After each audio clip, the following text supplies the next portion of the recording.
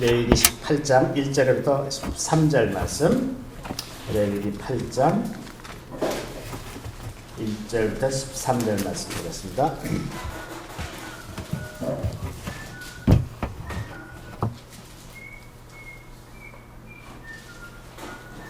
(8장) 1절부터 13절 저와 여러분이 한 절씩 교독하겠습니다. 여호와께서 모세에게 말씀하여 이르시되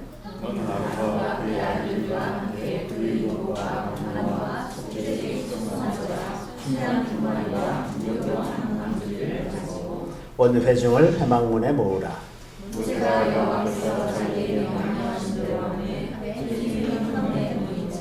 모세가 회중에게 이르되 여호와께서 행하라고 명령하신 것이 이러하니라 하고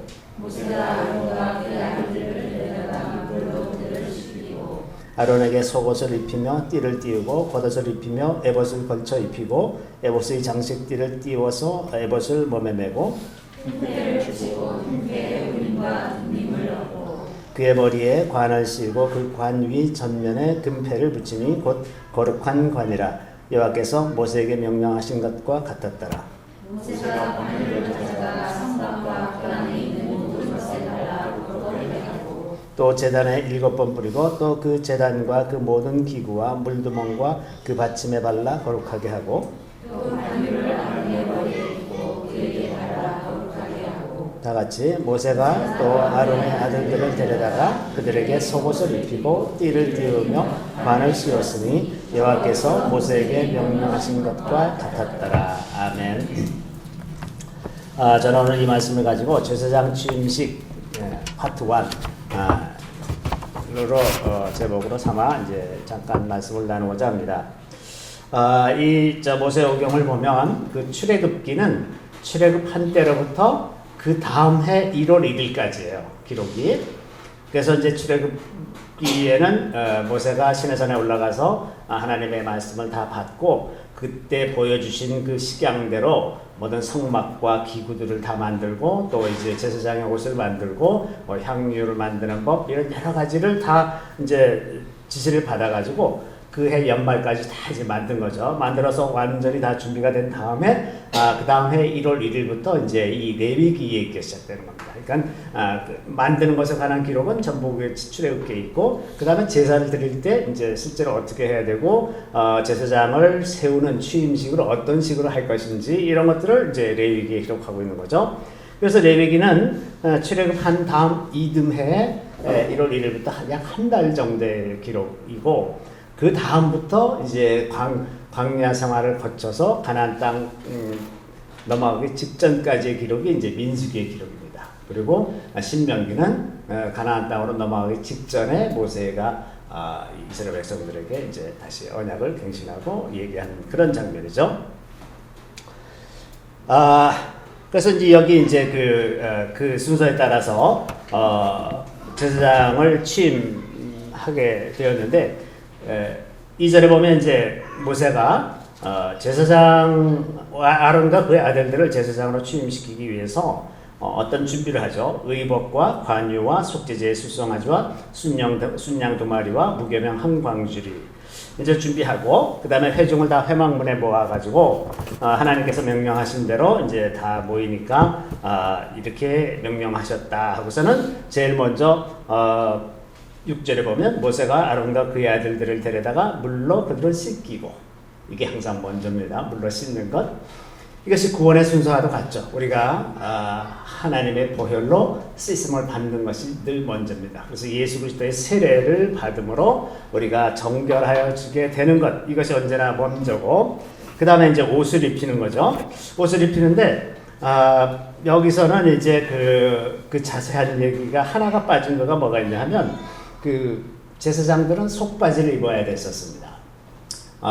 이때 이제 오늘날과 같이 속을 가리는 옷이 없었기 때문에 이 속옷 여기서 속옷이라고 하는 것은 그냥 통옷이거든요. 소매도 없는 통옷.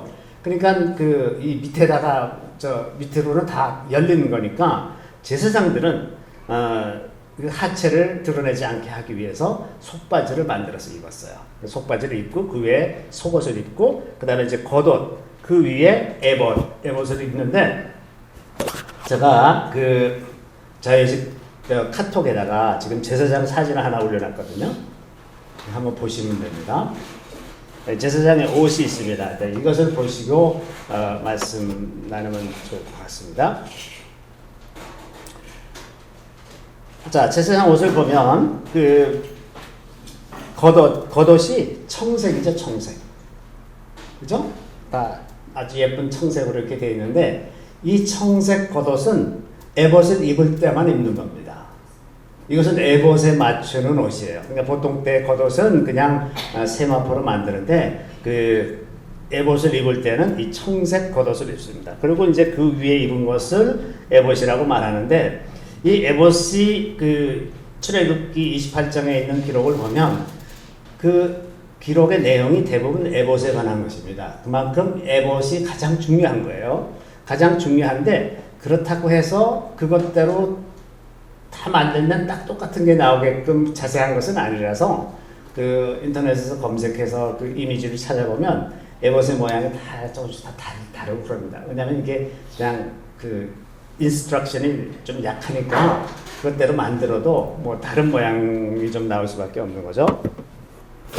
자, 그래서 이제 다시 좀 돌아보면 이제 속옷은 세마포 린넨으로 만드는 흰색 옷이고요. 겉옷은 이제 속옷 위에 입는데 이 겉옷은 이제 이렇게 지금 청색으로 짜고 머리 사이에 머리 들어갈 구멍, 이렇게 뭐 바느질에서가 아니라 구멍을 만들어 갖고 이제 어깨 앞에 하고 뒤하고 이렇게 하고 이 어깨에다가 그 호마노라고 하는 보석을 2개를 달아서 이제 앞에 쪽하고 뒤쪽을 연결하는 그런 식으로 되어 있습니다. 옷이 여기 호마노에는 6 지파씩 이름이 이제 이쪽에 하나, 이쪽에 하나 이렇게 해서 6 지파씩 이름을 걸어놓고 그 다음에 이제 그 밑에 옷 가장자리 여기 그림을 딱 보시면은 맨 밑에 이제 바로 위에 뭐가 쭉 달려 있잖아요. 돌아가면서 그게 이제 그 석류 모양하고 금으로 만든 종 이것을 이렇게 번갈아 가면서 이렇게 달아놓습니다. 이렇게 달아놨는데 금은 금으로 장식하는 것을 금이 항상 그 왕권을 상징하기 때문에 금으로 장식을 하는데 이 석류는 이스라엘 사람들이 석류를 참 좋아해요. 근데 이걸 왜 여기다가 다는지 그거는 제가 잘 모르겠습니다만은 한 가지 의견은 이스라엘에 사는 어떤 한국인이 얘기해 주는 바에 의하면 석류 안에 들어있는 그 알갱이가 365개라고 해요. 실제로 그쯤 되는지 모르겠는데 그래서 365일 하나님을 기억하라고 석류를 단다는 그런 이론을 얘기해 준 적이 있었어요. 어쨌든 그 밖에 그렇게 장식을 하고 그 다음에 이제 그래서 이 제사장이 성소에 들어갈 때 그 금방울 때문에 그 소리가 나도록 그리고 성경에 뭐라고 써 있냐면 그렇게 그 소리가 나야 제사장이 성소에 들어갈 때 죽지 않는다고 그렇게 되어 있습니다. 내가 지금 들어갑니다 하고 들어가는 식으로 이렇게 되어 있어요.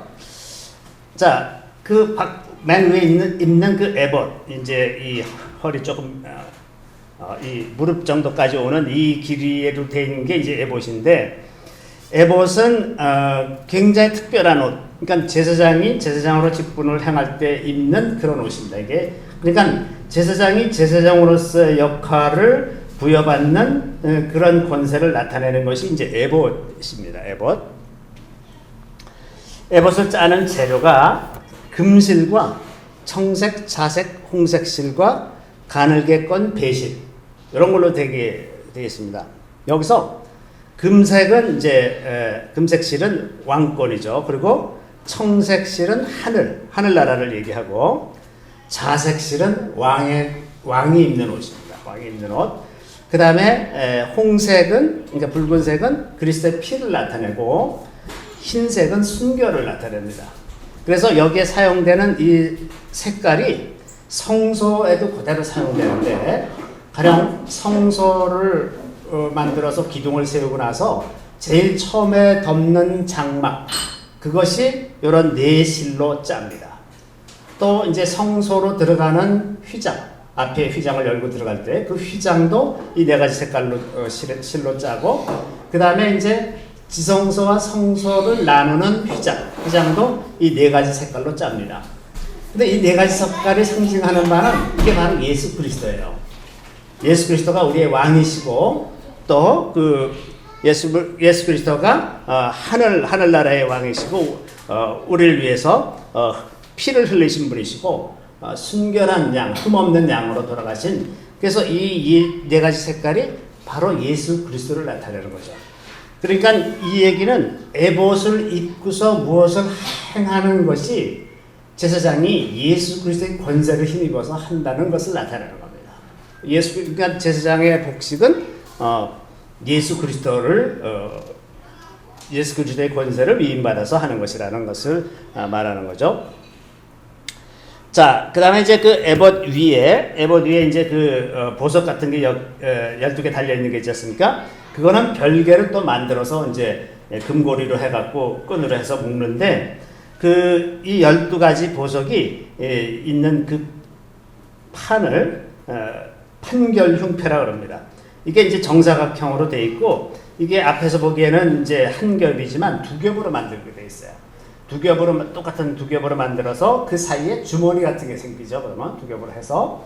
그래서 그 안에 이제 우림과 둠밈이라는 걸 집어넣는데, 이 앞에 있는 12가지 보석은 각각 그 12지파를 나타냅니다. 그래서 그 보석에다가 12지파의 이름을 새겨 넣게 되어 있어요. 보석은 뭐 우리가 잘 익숙치 않은 그런 보석들도 많기 때문에 이제 번역되어 있는 것들도 굉장히 복잡합니다. 우리가 뭔지 잘 모를 것들이 많은데, 대충 우리가 이제 아는 걸로 얘기하면 첫 줄에 있는 거가 이제 루비와 토파즈와 베릴이라는 보석이고, 둘째 줄에 있는 것이 터키석, 사파이어, 에메랄드. 그다음에 셋째 줄에는 호박, 백만호, 자수정. 그다음에 이제 넷째 줄에 있는 것이 녹보석, 호마노, 표고, 이런 걸로 되어 있어요. 보석에 관심 없는 사람, 저도 뭐 전혀 관심이 없어서 잘 모르겠는데, 이렇다 하는 것만 알면 될 것 같습니다. 자, 그 다음에 그 안에다가 이제 우림과 둠밈을 넣어두는데, 우림과 둠밈이 뭐냐? 이게 이제 하나님의 뜻을 물을 때 이걸 넣고서 들어가는 거거든요. 그래서 이게 실제로 어떻게 작동하는지는 사실 모릅니다. 근데 이걸로 뭐 점을 치는 건지, 아니면은, 어떤, 분의 주장은 이게 축복과 저주일 거다. 왜냐하면 이 판결 흉패라는 게 미슈파트를 나타내는 거거든요. 하나님의 심판을 나타냅니다. 하나님의 판결을 나타내는 거기 때문에 하나는 저주고, 하나님의 뜻대로 했더라면 저주고, 하나님의 뜻대로 하지 않았다면 뜻대로 하면 축복이고, 그대로 하지 않았으면 저주다. 그래서 이게 우림과 둠밈이 축복과 저주를 나타내는 거다라고 주장하는 분들도 있습니다. 어쨌든 이 판결 흉패를 붙이고 있다는 것은 제사장의 역할이 이런 그 하나님의 말씀을 기준으로 해서 어떤 것을 판결하고 정하는 그런 역할이 있다는 것을 뜻하는 거죠.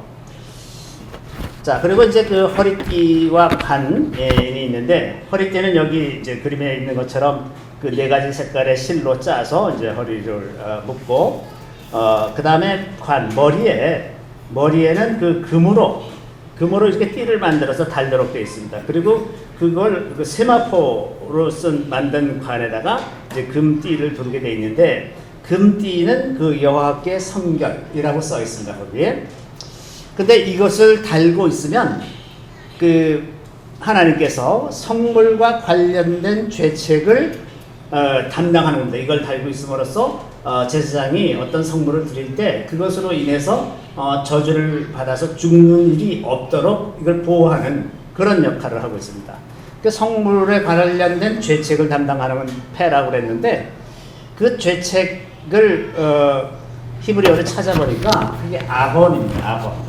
아본은 성경에서 이제 그 죄를 표현하는 세 가지 히브리어가 있는데, 이 아본이라는 것과 그다음에 하타라는 게 있고 페샤라는 게 있습니다. 아본은 사람에게 있는 본질적인 그 죄성입니다, 되게. 그다음에 이제 하타는 우연하게 짓게 되는 죄, 고의가 아니라 반면에 페시아는 고의적으로 짓는 죄입니다. 그러니까 하나님의 뜻인 것을 알면서도 그냥 대적해서 그냥 악을 행하는 쪽을 선택하는 거죠. 그런 반면에 이제 이 아본이라고 하는 것은 모든 인간이 본질적으로 가지고 있는 그런 깔려있는 죄성 이런 것이죠. 그래서 이제 우리가 성물을 가지고 하나님 앞에 나아갈 때 우리가 아무리 잘해도 근본적으로 우리가 죄인이라는 겁니다. 그래서 그것을 용납받으려면 금패, 머리에 두른 금패로 인해서 우리가 용서를 받는다는 거죠. 그것이 머리에 둘러져 있다는 것도 이제 우리가 좀 생각해 볼 필요가 있습니다. 머리에 이제 이게 달려 있는 거예요. 이것은 나중에 그 사도 바울이 우리에게 그 하나님의 전신갑주를 입으라 그러면서 구원의 투구를 쓰라 그랬잖아요. 구원의 투구가 머리를 보호하는데 이 머리를 보호하는 거가 구원이라는 겁니다. 우리가 실제로 구원을 받았기 때문에 우리의 생각이 달라야 된다는 거예요. 근데 이제 그 여호와께 성결이라는 글이 이 머리에 이렇게 띄어져 있는 거죠.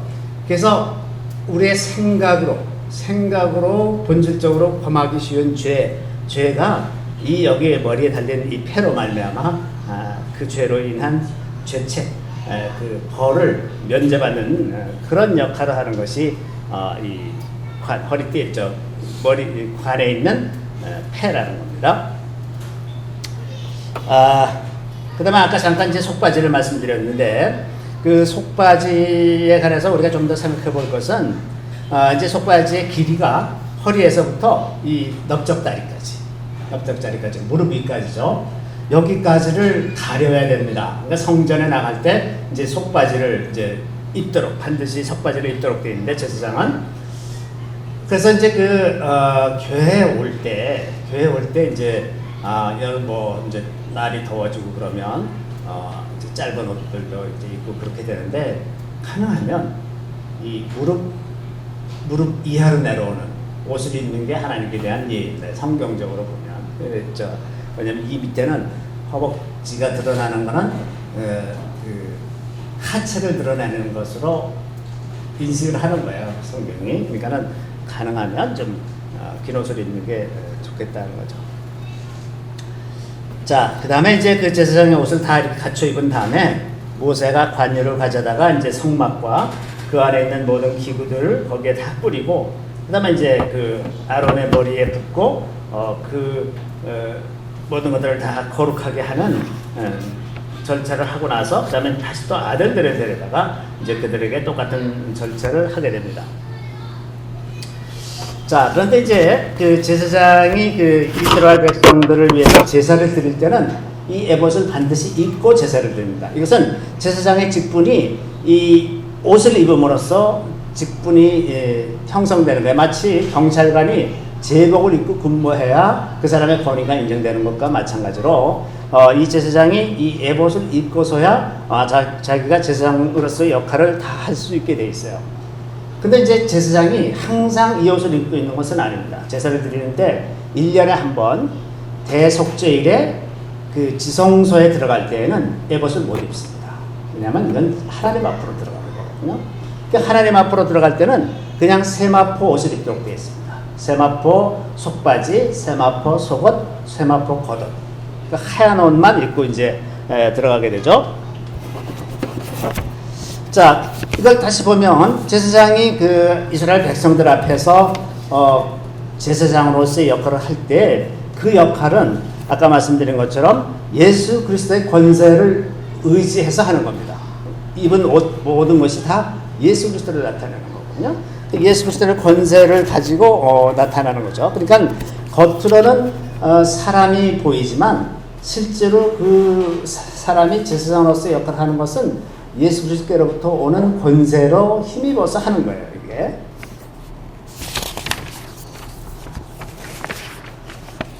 그래서 옷은 항상 그 자기의 직분과 그 역할을 나타내는 거죠.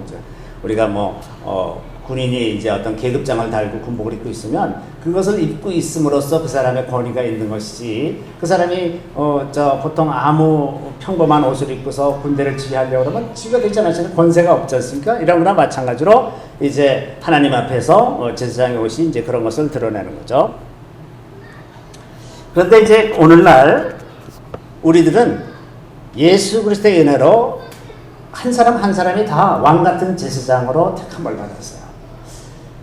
예전에는 이제 혈통으로서만, 아론의 후손에서만 제사장이 나왔는데, 그래서 제사장이라고 하는 그 사람들은 이스라엘 안에서 굉장히 존경을 받습니다. 그 혈통으로 내려왔을 뿐만 아니라 오늘까지도 제사장 출신들의 많은 사람들은 그 성이 코헨이 그 히브리어로 제사장이란 말이거든요. 지금도 코헨이라는 성을 가지고 있는 사람들이 있어요. 그 사람들 중에 가짜도 있는지는 모르겠지만 이 사람들은 자기네 성이 코헨이기 때문에 자기가 유대인이라고 드러내고 사는 것이나 마찬가지거든요. 역사 속에서 핍박을 너무나 많이 받았기 때문에 많은 사람들이 성을 다 만들어서 바꿨어요.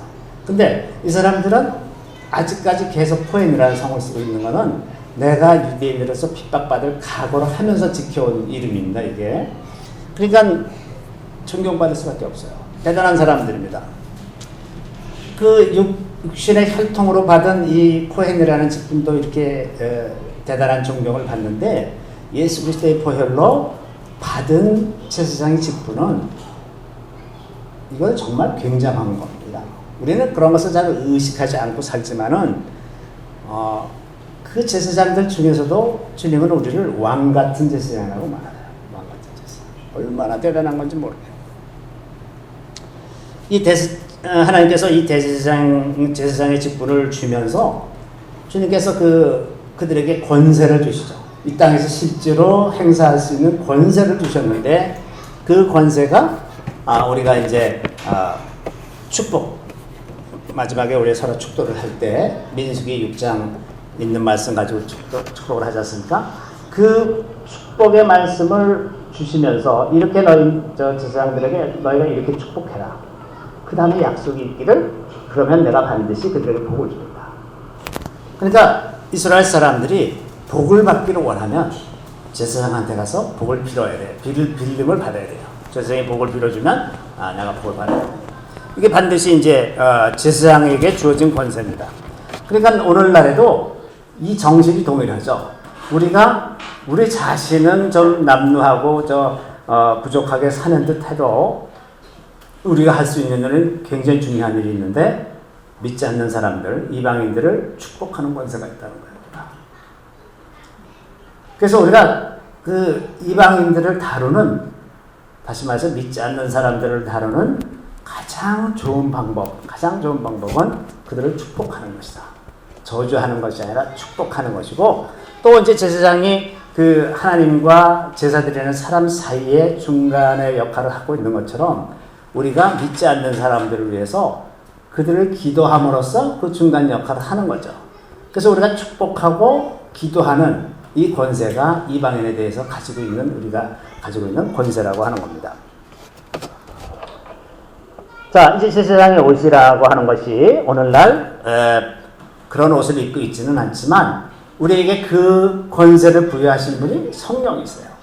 그러니까 우리 안에서 우리가 그 성령의 인도하심을 따라서 이런 축복하고 기도하는 그런 일들을 할 때 하나님께서 그것을 분명히 다 이루어 주실 거라는 것을 우리가 이해할 수가 있습니다.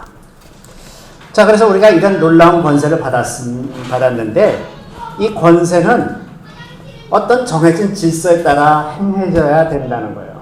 말하자면 예를 들어서 내가 경찰이 됐다고 해서 그 경찰로서의 권한을 행사하는데 마음대로 할 수가 없어요.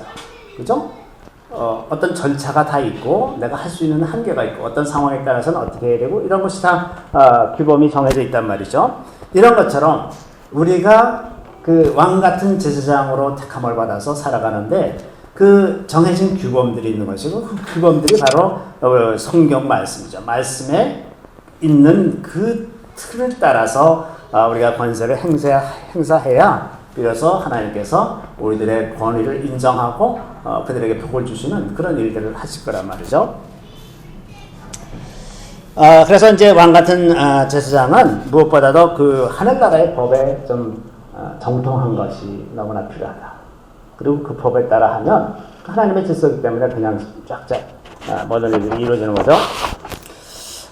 근데 만약에 이제 이 제사장이 하나님의 법에 정통하지 못하면 마치 구약시대에 그랬던 것처럼 제사장들이 그 말씀을 가르치지 않고 그 말씀을 잘 알지 못하니까 자기도 뭐 안 지키면서 하고 백성들이 와서 제사 드릴 때도 제멋대로 하고 그래서 엘리 같은 제사장은 그 아들들이 그 성물을 가지고 막 장난질하고 이러는데도 그냥 가만 내버려뒀다가 결국은 그 집안이 다 망하고 말았지 않습니까? 근데 그 집안만 망한 것이 아니라 그때 이스라엘 백성들이 언약궤 가지고 나가서 싸우다가 언약궤까지 뺏기고 온갖 수치를 다 당하는 일이 일어나게 되는데 제사장들 때문에 제사장들이 그걸 잘 알고서 그 백성들을 그렇게 잘 가르치고 유도해야 되는데 그 책임을 버리고서 자기를 위해서 일을 하다 보니까 자기도 망할 뿐만 아니라 백성들이 다 망하는데 오늘날도 교회가 똑같습니다. 우리에게 주신 왕 같은 제사장의 권세가 우리가 하나님의 법을 잘 알아서 그 뜻대로 잘 살아가면 우리로 말미암아 이방인이 복을 받게 되어 있는 거예요. 근데 거꾸로 지금은 이제 우리가 제대로 잘 하지 못해서 세상이 어지러워졌는데 세상을 대고서 손가락질하고 비방해봐야 그게 자기 얼굴에 침 뱉는 것 말고 그게 무엇이겠습니까? 다 자기가 잘못해서 그렇게 된 건데 이런 면이 있다는 것이고요. 그 다음에 이제 우리에게 주어진 권세가 무엇인지 우리가 좀 잘 이해할 필요가 있습니다. 우리는 이제 물론 사람인지라 우리가 살아가는 환경 속에서 우리에게 필요한 것들을 주로 많이 관심을 갖게 되고 조금 더 나아가면 거기에 집착하게 되는 그런 일들이 많이 있어요. 그래서 우리가 종종 생각하는 그 오류는 우리 인생에서 이 문제만 해결되면 내가 다 행복할 것 같은데 그런 착각들을 자주 이렇게 하고 있어요. 그러면 거기에 사로잡혀 가지고 다른 것을 구하거나 보거나 그러지 못하고 매일 그 문제만 매달리며 살다가 세월을 다 보낸단 말이죠. 근데 제사장이라는 건 본질적으로 자기 문제는 다음 순위고 그 자기가 지금 위에서 애를 써야 되는 이스라엘 백성들 혹은 우리에게는 이방인들 믿지 않는 이런 사람들에 대한 우리가 돌봐야 할 이웃들에 대한 그 관심이 먼저 앞서면 제사장의 것은 하나님께서 제사장에게 공포하도록 되어 있어요.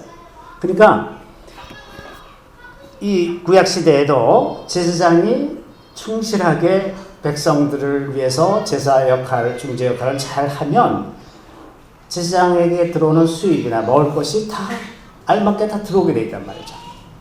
그렇게 질서가 잡혀 있으니까.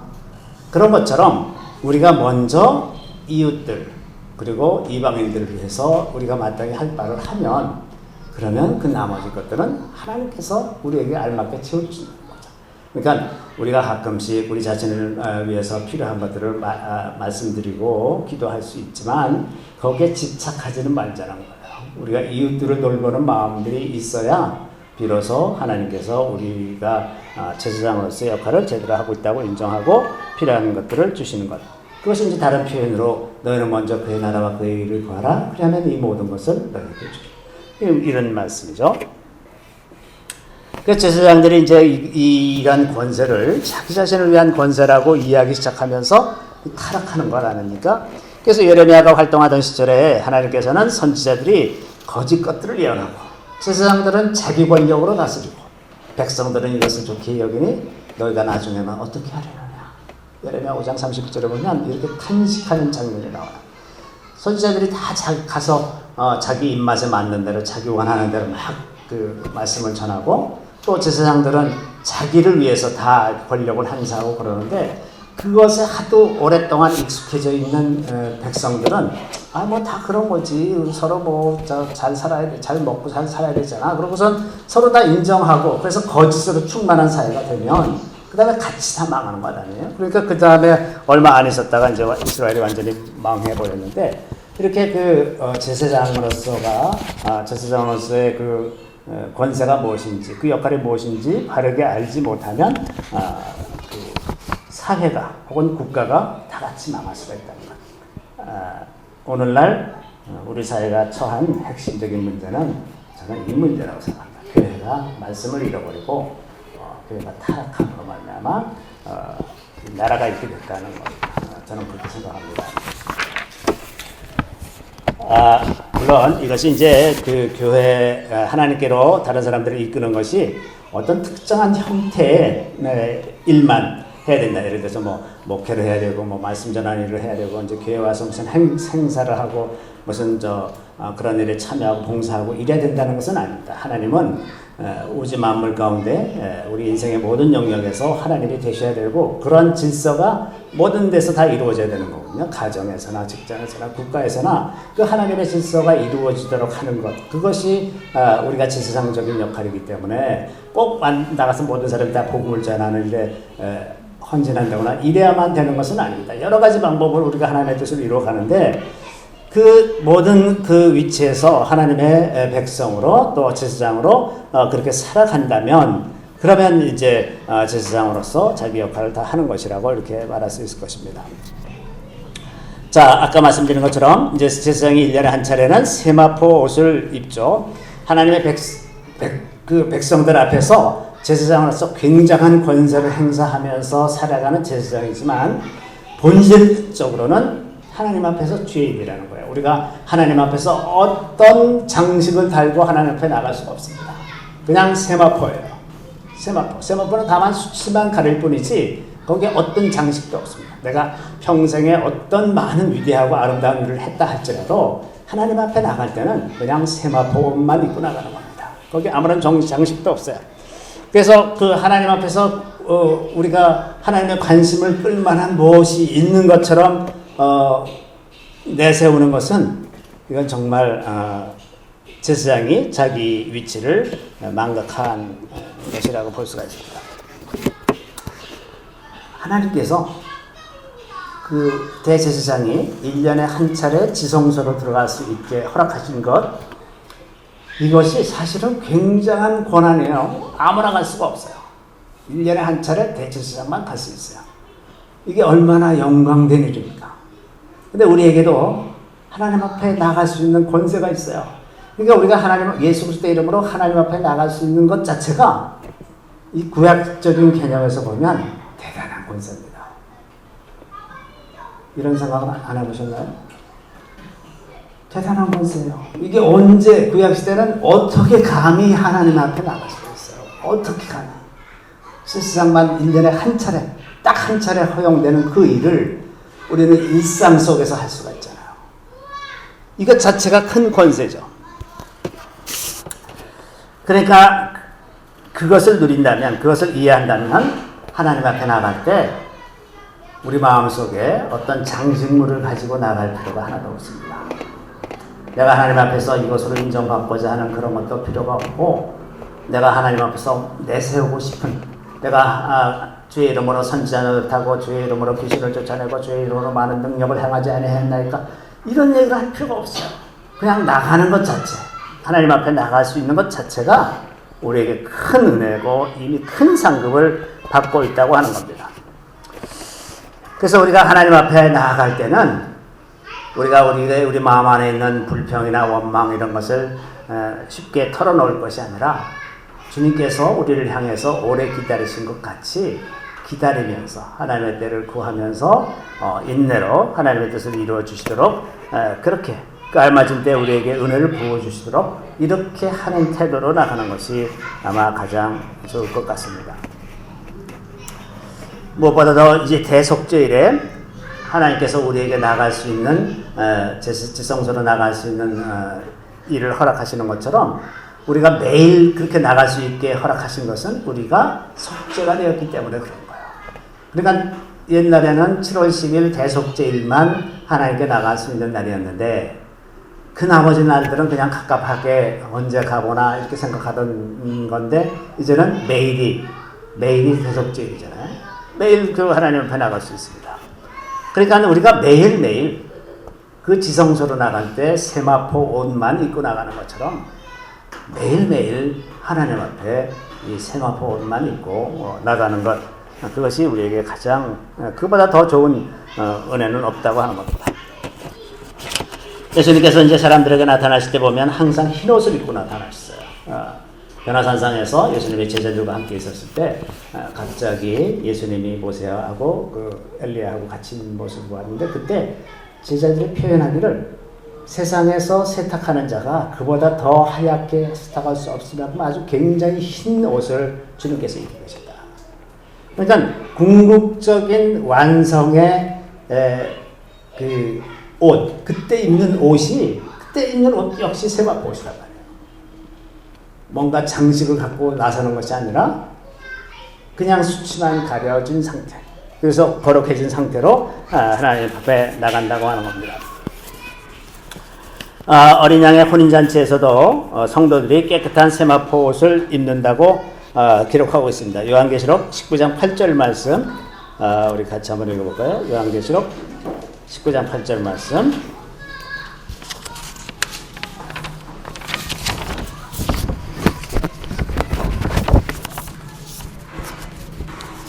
다 같이 읽습니다. 그에게 빛나고 깨끗한 세마포 옷을 입도록 허락하셨으니 이 세마포 옷은 성도들의 옳은 행실이로다. 자, 이제 마지막 혼인잔치 장면을 보니까 주님께서 그 어린 양의 잔치에 들어갈 만한 사람들에게 깨끗한 세마포 옷을 입도록 허락하셨습니다. 그런데 그 세마포 옷이라는 것은 성도들의 옳은 행실이라고 표현하고 있습니다. 근데 이 옳은 행실이라는 것이 이제 신약 성경이니까 헬라어에서는 디카요마타로 되어 있는데 이것에 대응하는 히브리어가 짜디크입니다. 제닥합니다. 제닥하. 그러니까 옳은 행실이 어떤 도덕적인 행실이나 이런 것이 아니라 하나님과의 관계에 충실한 것. 이것을 의라고 얘기하죠. 의. 예수 그리스도가 우리의 의다라고 하는 그 의예요. 의.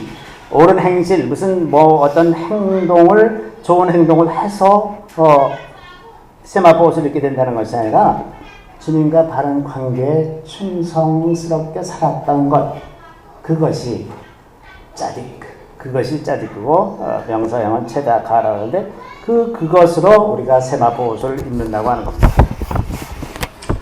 자, 이렇게 제사장의 옷을 입고 나서 그 다음에 이제 오늘 본문으로 가보면 그 후에 이제 관유를 발라서 다 성막과 성구들을 거룩하게 하고 또 그 제사장에게로 이제 관유를 부어서 거룩하게 했는데 이 관유 특별한 그 기름 이것은 액체 몰약, 육개, 창포, 계피, 올리브 오일 등을 섞어서 이제 만들도록 되어 있는데 이 관유는 성경에서 성령을 나타내죠. 그래서 실제로 기름을 부으면 성령이 이제 임하는 그런 일들이 있는데 가령 사무엘이 기름을 부었더니 이제 사울이 이제 성령 충만해지고 또 다윗이 기름 부음을 받았을 때 성령 충만해지고 그래서 기름은 이제 언제나 성령입니다. 그래서 이 성구와 성막 이런 것들을 다 기름으로 성별하는 것처럼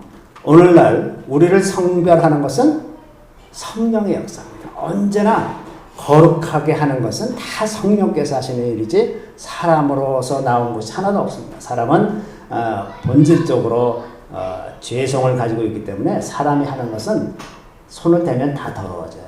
사람이 손대는 것마다 다 더러워지게 되어 있고요. 사람이 하는 모든 일은 선한 일을 한다고 해도 그림자가 있습니다. 그 반대 측면이 항상 있어요. 가난한 사람들을 돕는다 그러다 보면 누군가는 또 거기서 피해를 보는 사람이 생기고 이게 사람이 하는 일이죠. 하나님께서 하실 때만 아무런 문제가 없습니다. 자, 그래서 거룩하게 하는 것은 성령께서 하시는 일이라는 것. 자, 그래서 우리가 계속해서 이러한 성령의 은혜, 성령께서 거룩하게 하시는 은혜를 힘입어서 거룩함으로 점점 더 나아가게 되고, 또 이제 좀 더 적극적으로 기름 부음을 구하게 되는데, 기름 부음과 성령 충만의 차이는 성령 충만은 어떤 순간에 일회적인 어떤 단면을 잘라서 그때 자체의 그 상태라고 한다면 기름 부음은 그것이 지속되는 상태를 말하는 겁니다.